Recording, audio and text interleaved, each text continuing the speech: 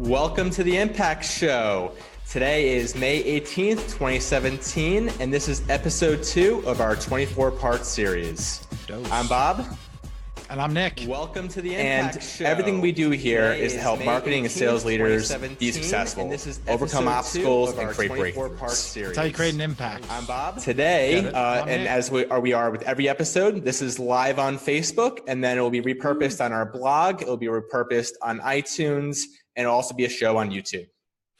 And folks, if there's any questions at all, comments, that's why we do this live. Please drop it into the chat pane there. Chat thread, if you will. We want to hear from you. We want you to be a part of this episode with us. Awesome. And really quick before we dig in, Nick, we have an event coming up, right? Oh, yes, we do, Bob. And we're going to keep talking about this event every single week because it's where our team is pouring our passion. Impact Live is coming this summer. Just a fantastic lineup of speakers. It's an intimate event, very up close, personal. It'll be in Hartford starting July 31st with an optional add-on day of workshops, which I'll be leading, and then a 2-day one-of-a-kind experience event, which will be August 1st and 2nd. Tickets are on sale now. There's 3 days left to get the early bird pricing. I really, really want you folks to make it. I know budgets are tight, schedules are packed. Take advantage of this opportunity now and check it out and get that early bird before it's too late. And use the promo code Impact Show. Impact Show discount. Awesome. So as we do every episode, we kick off with one of the things that we are watching and one of the things we're keeping our eye on. One of the things, as I was doing some research, one thing that I thought I wanted to bring up this week is the topic of content topic clusters. Yes. So if you're not familiar with what a content topic cluster is, basically it's the idea that you have your contents all kind of around one topic. So if, say, you're trying to focus on content marketing and that's like the center, then what you want to do is you want to have a bunch of articles that are all similar in topic and cross-linked internally. That's basically what a content topic cluster is. So one of the things I wanted to talk about was why this is so important.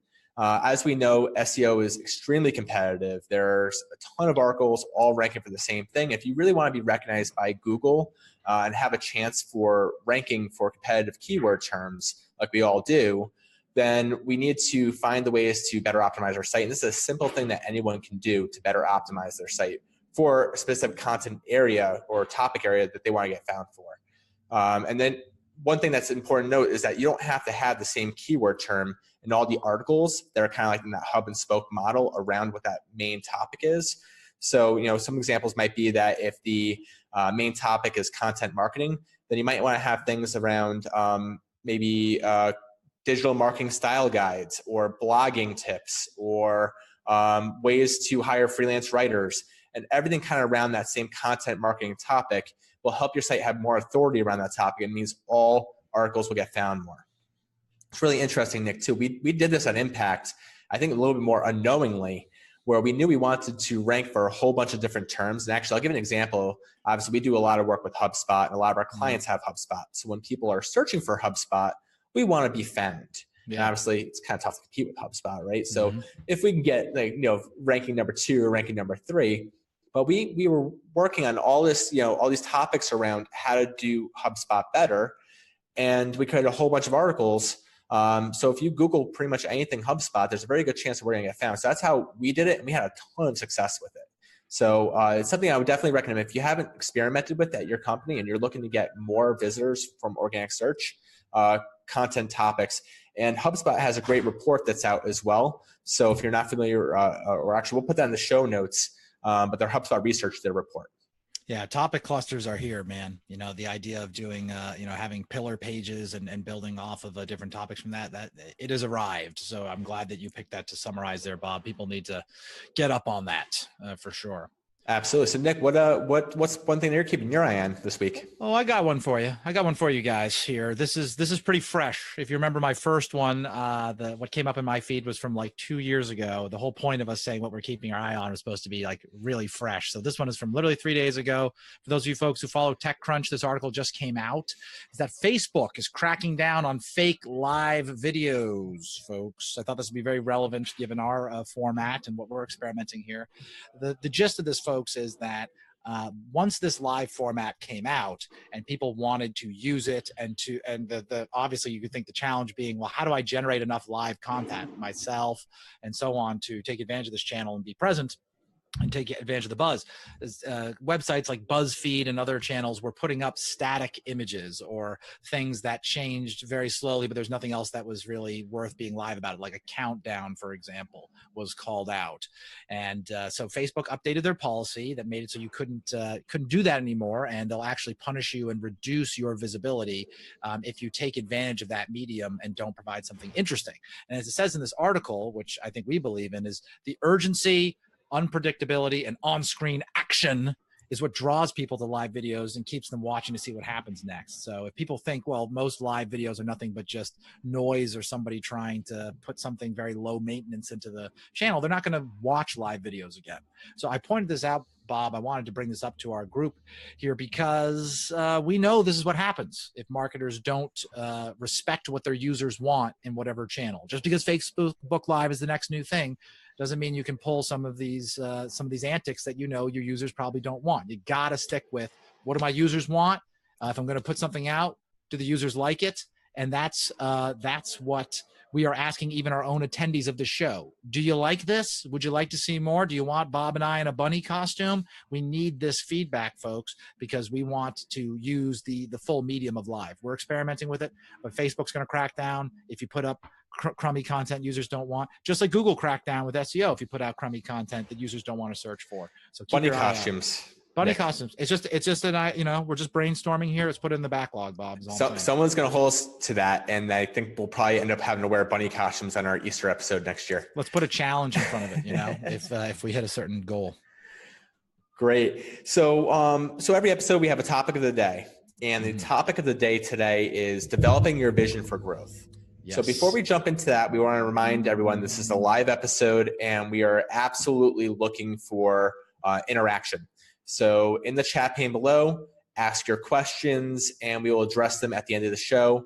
Also consider emailing us at show@impactbnd.com. If you're listening to this on the podcast or listen to it after we're done live, we will definitely be addressing any questions we have on next week's episode if we didn't get them in today. So jumping right in, Nick, I picked the next episode as being Vision for Growth. And I think a lot of listeners are going to say, okay, vision, they think a company vision, which is important. And isn't that more of the role of the CEO or the executive team for the company? And as a marketing sales leader, maybe having a vision for growth is not important. We're going to go into that. But before we jump in, I want to kind of talk about what a vision is and why it's so important. Now, a vision, it does three real important things for a company or a department. And again, you'll see I'm starting to break this down because it's also for a department as well. The three main things that it does is it defines success. So everyone knows what the end result is or what we're working towards. Two, it aligns everybody. So we are all working on the same things to get to that same end result. And three, it inspires. So if you're trying to get really good people on your team and you're trying to keep good people on your team, they need to be inspired for what we're working towards. And a really good vision would do that. There's a couple of examples of companies that I think do it really well. One company, and these are friends of mine that I've seen do this. The first company I want to kind of point out is a company called Call 'Em All. And they are a technology company out of the Florida area. Two friends of mine, actually, Nick, I'm here in Dallas right now at a Small Giants event. And these are two of the best small giants in the world. Small companies doing great things, very values-based. And we were talking about visions, and what they did was they documented their vision.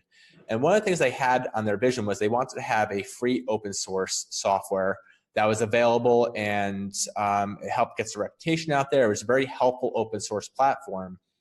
Because they put it in their vision, it happened.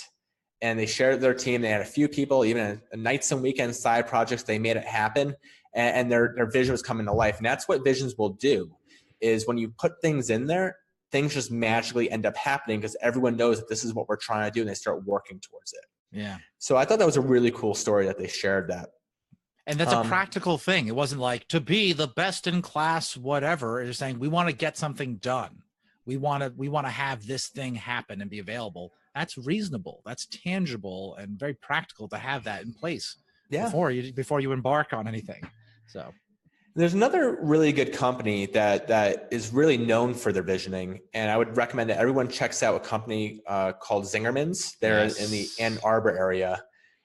Very famous. And they started off as just a deli, and the founders of the company had to ask themselves, what are we going to be when we grow up, right? So they sat down, they documented what their vision would be, and they knew that they wanted to keep their company very special. They weren't going to franchise. They weren't going to have multiple units because they wanted to be unique. And by definition, if there's multiple of the same thing, then it's not going to be unique. But they solved for that, and they documented what their vision would be. And they're on their second vision right now. They do like 10-year visions, and they're on their second one. They're about to start their third one. And it's come to life. It's incredible what a brand that is, and how incredible what they've accomplished was. So I'm not going to go into everything that Zingerman's does, but I would definitely research them, and I would definitely put that down as a resource. Yeah, Google Zingerman's. Yeah. So why is all this visioning, and again, this could be a company thing, but why are we talking about for a marketing department? Well, if you have a vision or a marketing department or sales department growth for the company, if the department has a vision for how they're going to contribute to the growth of the company, and maybe it cascades down from the overall vision of the company, again, it'll get the entire team aligned. It'll inspire the people on the team, and everyone knows what the end goal is, right? So we had one for our growth team. We actually, when we work with clients, one of the first things we start doing is we define what does success look like in an agreement. And it's not that hard. I know in the show notes, we're going to include a template on how to do this.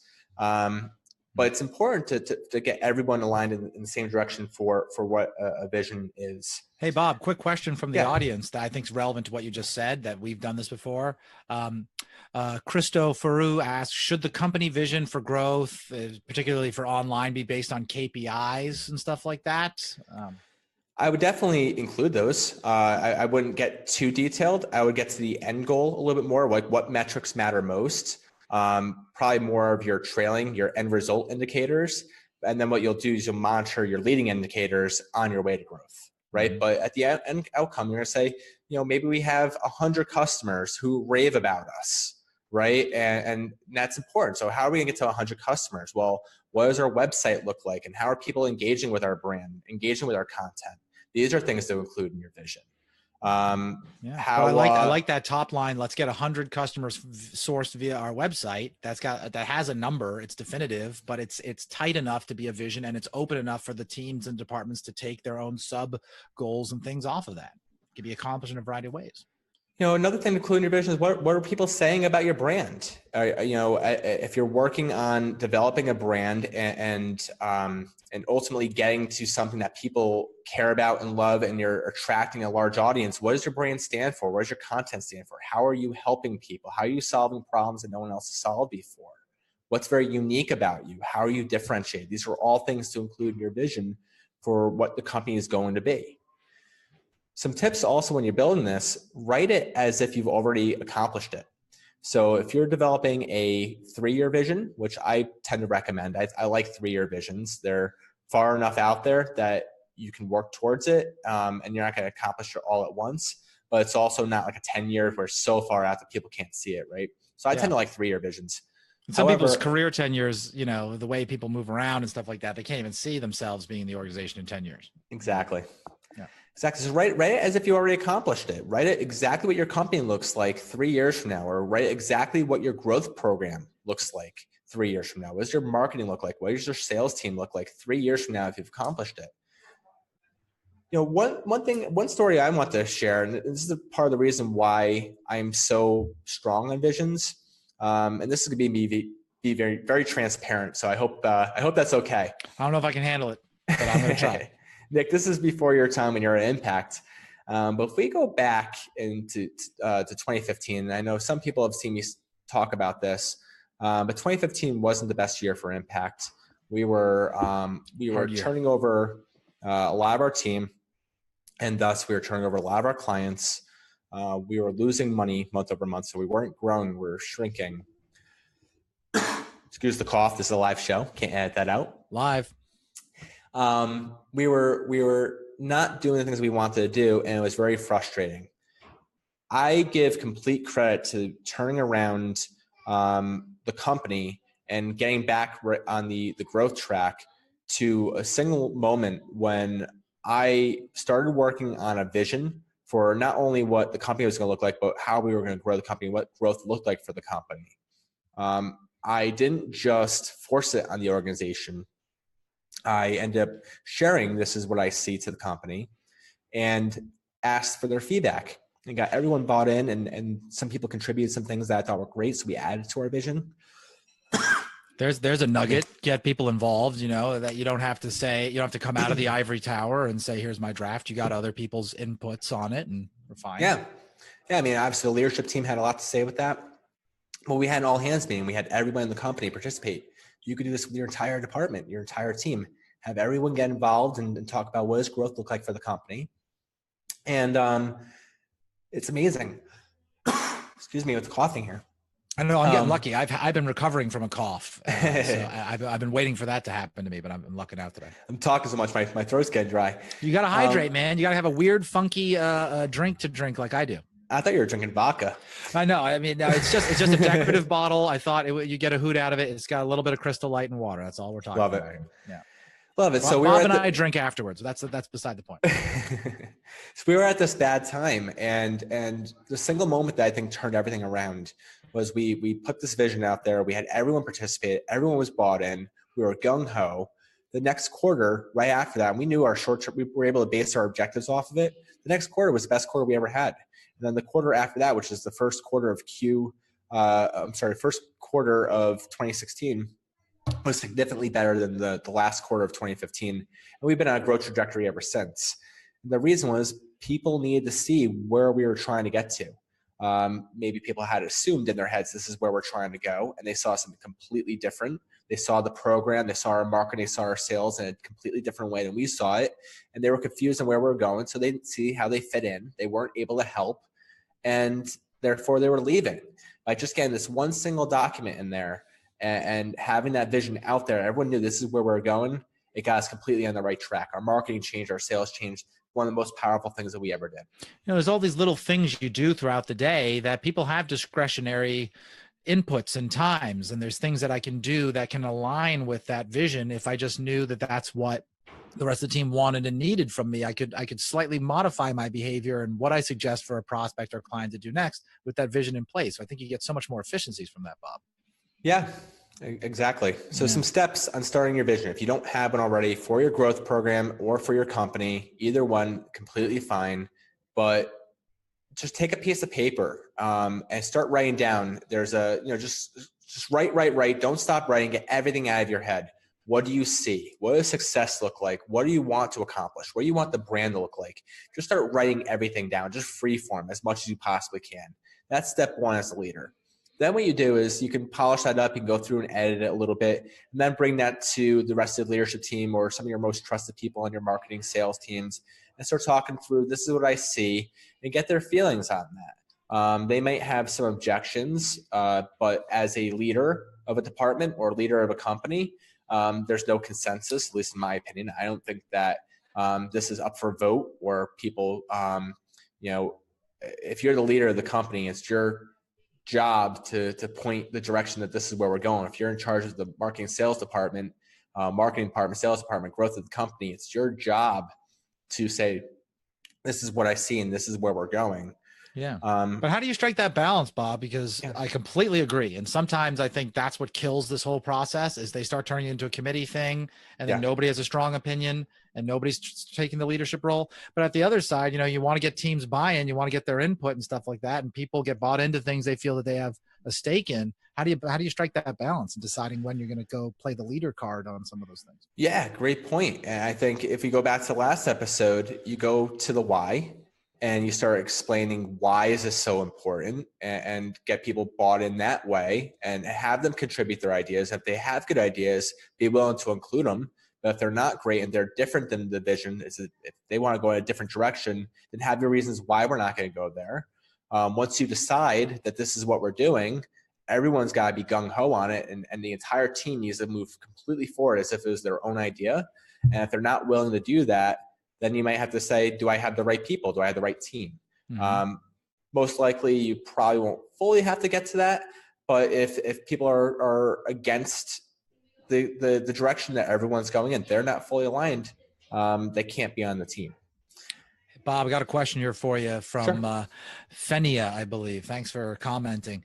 She said that, and I'm assuming it's a she, it might be a he, sorry, is that it sounds like, communication, getting all these people on the same page and bought in, is important. So is it getting a communication platform and thinking about how you're going to do that and get an internal communication plan, the number one priority to get this vision accomplished, or what?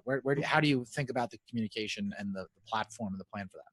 Well, I have to imagine there's probably a way you typically would communicate with your company. And I'm sure different size companies would have to, or different size departments. Again, I want to make sure this is also for a department as well, not just for a company. True. You can do it in different ways. Is there an all hands meeting? If you're only 5 employees, 10 employees, we did it when we were 25 employees. So we basically just set up one room, we put a table around, and we talked about every line item that was on there. I explained the why, I addressed any questions, and if there were good ideas, we wrote them down, we considered putting them in. As you get a little bit larger, this will probably have to cascade down through the organization. So maybe there's a leadership team or a CMO and their VPs that might start this and then cascade it down for feedback. You could use any kind of survey software to get some feedback. If it's scalable, they could do the old listening tour, going from team to team and just like taking notes and opening up the floor. Yeah, absolutely. I think also, once you have that feedback, it's also very important if there's something good that's going to be contributed because it helps achieve other parts of the vision. Recognize the people that submitted that. It's going to make them feel good. It's also going to send a message to the entire organization that we completely listen, which is important. It's key. And then the hardest part here is probably not even creating the vision. You're loving this bottle, Bob. I know it. I know you're loving it. I know. It's making me want to drink. I know. Creating the vision is hard, right? Settling on that as the leader. But even harder, Nick, is keeping it alive. So what are some things that somebody could do to keep it alive? I know one thing that we do at all of our all hands meetings is we talk about the vision. Are we in line to the direction we're trying to go? Every one of our quarterly objectives is based off of progress towards our end vision. So if we're working towards our quarterly objectives, we're working towards our vision. Every leadership team meeting, we're cross-checking it and seeing, is there anything we're missing from our vision? So if you're working on a sales and marketing team, you should be at least reviewing your progress. We should be looking at your progress every day, but from a micro or macro standpoint, where are we in terms of getting to the end goal that we need to get to? Where are we right now? And compared to our vision, and talk about the vision. Has the vision changed at all? Maybe not. And if it's changed, there's a reason, there should be a really good reason why you changed it. It's a really good point, Bob, because having consulted to a couple hundred marketers when I was onboarding people to HubSpot and stuff like that, and they talk about doing reporting and stuff like that, they'd always leave out of what their deck and their agenda was like, why did we start doing the thing that I'm reporting on in the first place? How did we decide we were going to go about it? They don't talk about the inbound methodology, the goals that were originally part of their original initiative to purchase HubSpot and all that. Like just bring everybody back up to speed since they're running from other meetings and stuff throughout their day that, hey, just so you know, I'm even here having this job, doing this thing because we had these goals and this vision. Now let me get down to basics and tell you what happened last month, but always bring people back for a few minutes on that.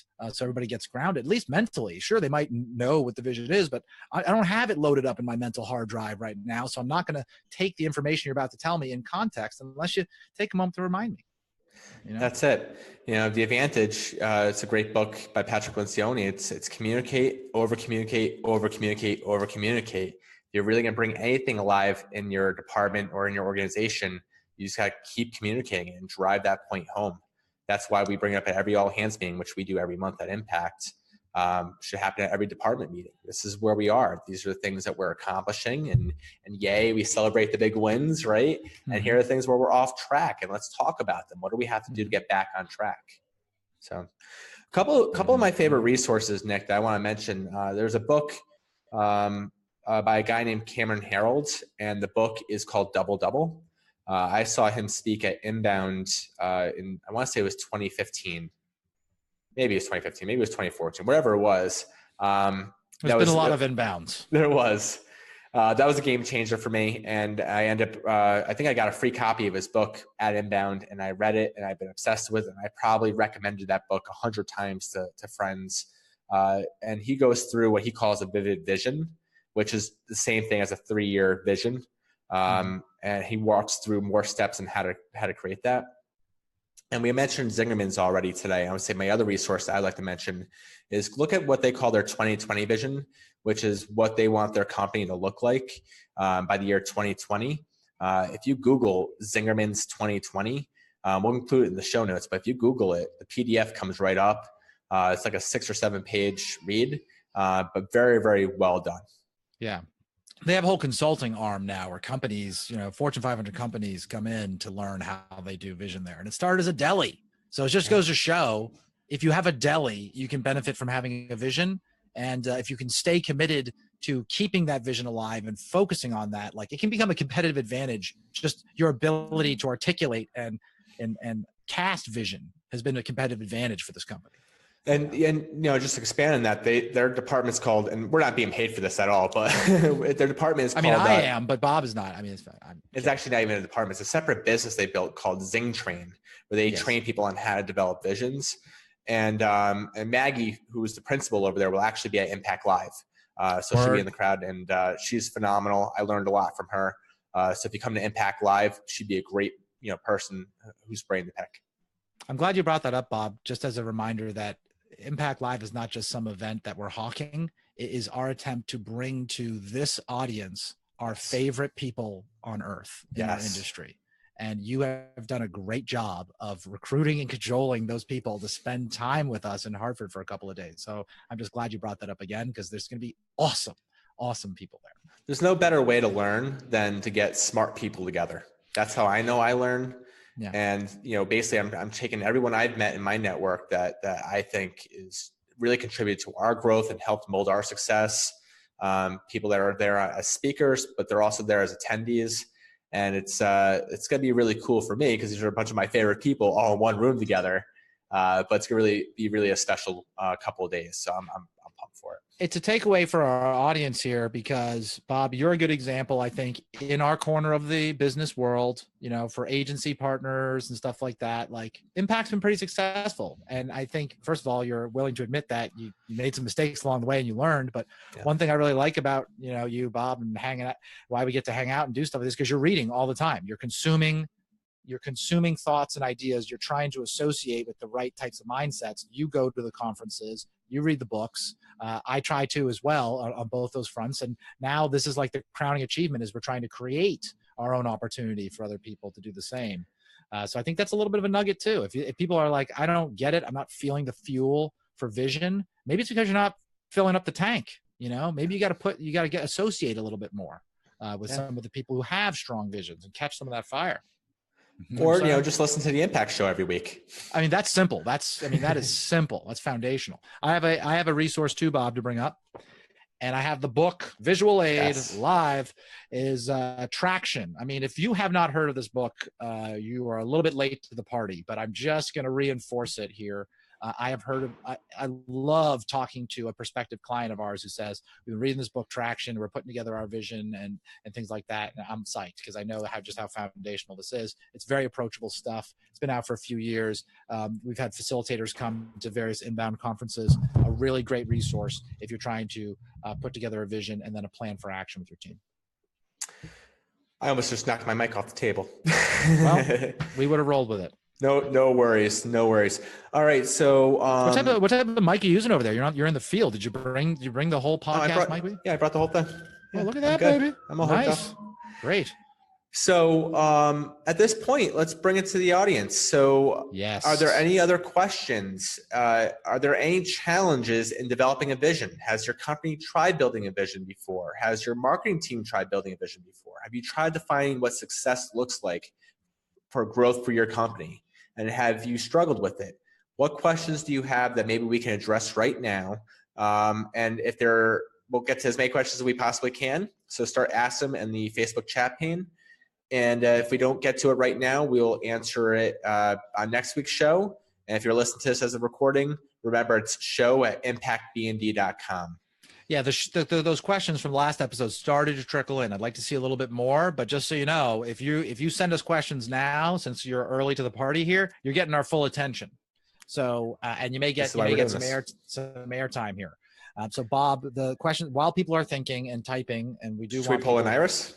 Well, I was going to say the wonderful Iris Hearn has been jockeying that question panel this whole time. That's why I even knew these questions were coming up. So big shout out to Iris. And Iris, if you want to come off the mic and tell us about this latest question you just dropped in? Sure. Hey guys, happy to be What's here. Up, Iris? Happy to have you.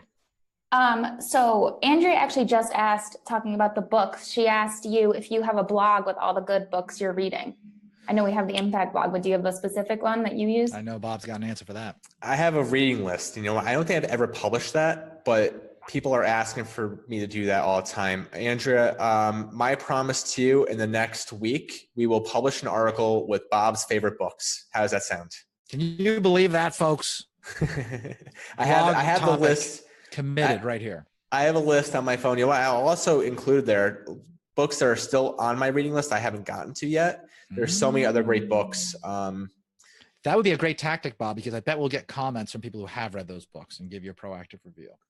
But without, making everybody wait, I'll just give a few of my favorite books. Everything by Patrick Lencioni would definitely be on my list. The Advantage, 5 Dysfunctions of a Team. Those are two of my favorites. He has another one that came out recently called The Ideal Team Player. Those are great. Everything by Jim Collins, I love. Good to Great, Great by Choice, How the Mighty Fall, Built to Last. Mm-hmm. I would also, I think you mentioned Traction. Mm-hmm. I would say all the books by Gino Wickman are some of my favorites. So the sister book to that book is Rocket Fuel. I'm sorry, the sister book to that one is Get a Grip. Rocket Fuel and How to Be a Great Boss is their most recent one. There's also Hacking Marketing was one of my favorite ones. Oh my God, that book Scott is so Brinker. good. It's right here. I keep it next to me just to remind me that I've read this book and the amazing stuff that's in here. It's just so good. And two other, I'm going to forget some of my favorite books here, but two other ones that I really love by a company called Strategizer.